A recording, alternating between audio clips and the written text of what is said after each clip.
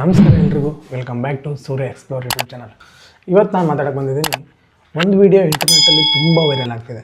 ಅದು ಯಾವುದೇ ಅಂದರೆ ಒಂದು ಡಿಪ್ರೆಷನ್ ಪೆಂಗ್ವಿನ್. ಆ ವಿಡಿಯೋದ ಬಗ್ಗೆನೇ ಇವತ್ತು ನಾನು ಮಾತಾಡೋಕ್ಕೆ ಬಂದಿದ್ದೀನಿ. ಬನ್ನಿ ವಿಡಿಯೋ ಸ್ಟಾರ್ಟ್ ಮಾಡೋಣ. ಈ ವಿಡಿಯೋ 2007ರಲ್ಲಿ ಸೆರೆ ಹಿಡಿದಿರ್ತಕ್ಕಂಥ ವಿಡಿಯೋ.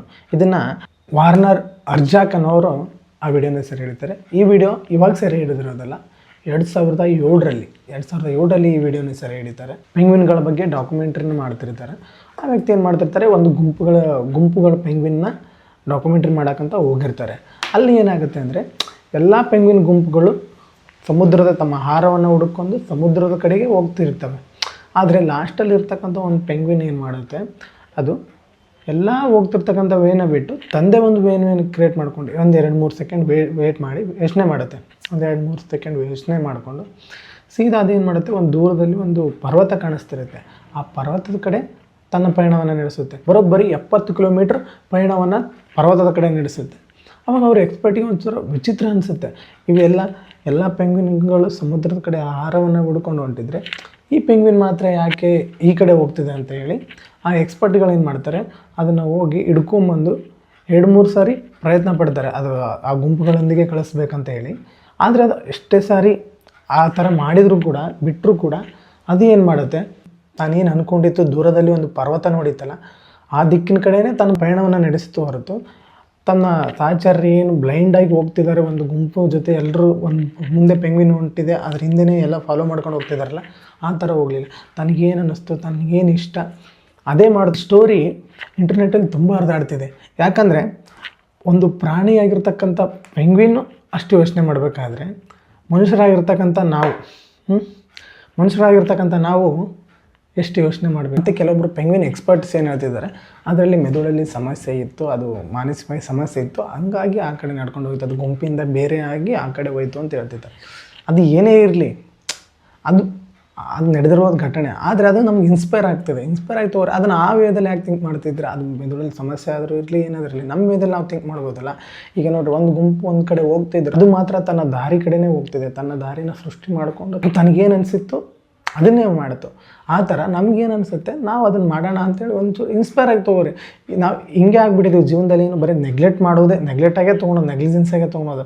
ಅದು ಹಂಗಿತ್ತಂತೆ ಬಿಡು ಅಂತ ಅಂದ್ಕೊಂಡೇ ಬಿಡ್ತೀವಿ ಹೊರತು ಯಾವುದೂ ಇನ್ಸ್ಪೈರ್ ಆಗಿ ತೊಗೊಳೋಕ್ಕೆ ಪ್ರಯತ್ನನೇ ಪಡೋಂಗಿಲ್ಲ ನಾವು.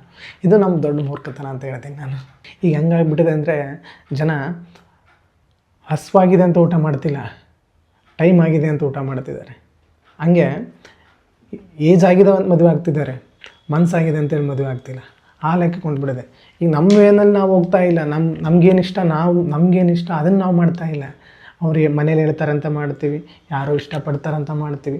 ಒಟ್ಟು ಇನ್ನೊಬ್ಬರ ಮೇಲೆ ಡಿಪೆಂಡ್ ಆಗಿ ಬದುಕ್ತಿದ್ವಿ ಹೊರತು ನಮಗೇನಿಷ್ಟ ನಮಗೇನು ಅನಿಸುತ್ತೆ ಅದನ್ನು ಮಾಡೋದನ್ನೇ ಮರೆತುಬಿಟ್ಟಿದ್ವಿ. ಈ ಮಾರಲ್ ಆಫ್ ದಿ ಸ್ಟೋರಿ ಏನಂದರೆ, ನಮಗೇನು ಇಷ್ಟ, ನಮಗೇನು ಕಂಫರ್ಟೇಬಲ್ ಇದೆ, ನಾನು ಏನು ಮಾಡಬೇಕು, ನನಗೇನು ಇಷ್ಟ ಆಗುತ್ತೆ ಅದನ್ನು ಮಾಡ್ಬೇಕನ್ನೋದು ಈ ಪೆಂಗ್ವಿನ್ ಸ್ಟೋರಿ. ನನಗಂತೂ ಭಾಳ ಇನ್ಸ್ಪೈರ್ ಆಯಿತು. ನಾನು ವಾಲ್ಪೇಪರ್ ಕೂಡ ಅದನ್ನೇ ಇಟ್ಕೊಂಡಿದ್ದೀನಿ. ನನಗೆ ಇನ್ಸ್ಪೈರ್ ಆಯಿತು. ನಾನು ತುಂಬ ದಿನದಿಂದ ಅಂದ್ಕೊಂಡಿದ್ದೆ ಫೋಟೋಗ್ರಫಿ ಮಾಡಬೇಕು, ಏನಾದರೂ ಕಂಟೆಂಟ್ ಕ್ರಿಯೇಷನ್ ಮಾಡಬೇಕಂತ ಅಂದ್ಕೊಂಡಿದ್ದೆ. ಅದನ್ನು ಇವಾಗ ಮಾಡ್ತಾಯಿದ್ದೀನಿ, ಸ್ಟಾರ್ಟ್ ಮಾಡಿದ್ದೀನಿ, ಮುಂದೇನೂ ಕಂಟಿನ್ಯೂ ಮಾಡ್ತೀನಿ. ಒಳ್ಳೆ ರೆಸ್ಪಾನ್ಸ್ ಸಿಕ್ಕಿದೆ ನನಗೆ. ಒಂದೇ ವಿಡಿಯೋದಲ್ಲಿ ನಂದು ಮೊನಿಟೈಸೇಷನ್ ಆನ್ ಆಯಿತು ಯೂಟ್ಯೂಬ್ದು.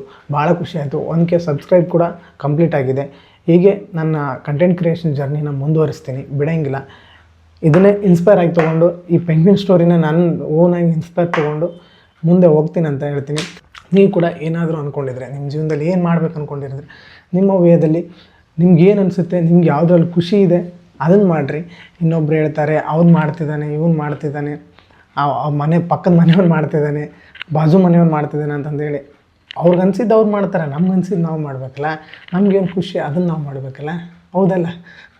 ನನಗೇನು ಖುಷಿ ಅದಕ್ಕೆ ನನ್ನ ಖುಷಿ ನಾನು ಹುಡ್ಕೊಂಡು ಹೋಗ್ತಿದ್ದೀನಿ. ಇವಾಗ ನಿಮ್ಮ ಸರದಿ, ನಿಮ್ಮ ಖುಷಿನೂ ನೀವು ಹುಡ್ಕೊಳ್ಳಿ. ನಿಮ್ಗೇನು ಇಷ್ಟ ಅದನ್ನು ಮಾಡಿರಿ, ಸಕ್ಸಸ್ ಕಾಣ್ರಿ. ಹಂಗಂತ ಏನೇನೋ ಕೆಟ್ಟ ಕೆಲಸ ಮಾಡಿರಿ ಅಂತ ಹೇಳ್ತಿಲ್ಲ.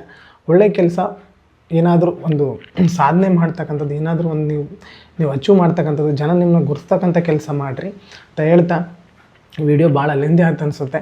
ಇನ್ಫಾರ್ಮೇಷನ್ ನನಗೆ ಇನ್ಸ್ಪೈರ್ ಆಗಿದ್ದು, ನನಗೆ ಅನಿಸಿದ್ದು ನಾನು ನಿಮ್ಮ ಜೊತೆ ಶೇರ್ ಮಾಡ್ಕೊಂಡಿದ್ದೀನಿ.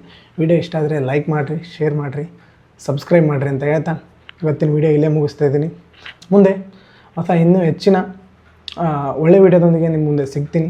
ಅಲ್ಲಿವರೆಗೂ ಸಬ್ಸ್ಕ್ರೈಬ್ ಮಾಡಿರಿ, ಕಾಯ್ತಾ ಇರಿ ಅಂತ ಹೇಳ್ತಾ ಇಲ್ಲೇ ಈ ವಿಡಿಯೋನ ಮುಗಿಸ್ತಾ ಇದ್ದೀನಿ. Thank you so much.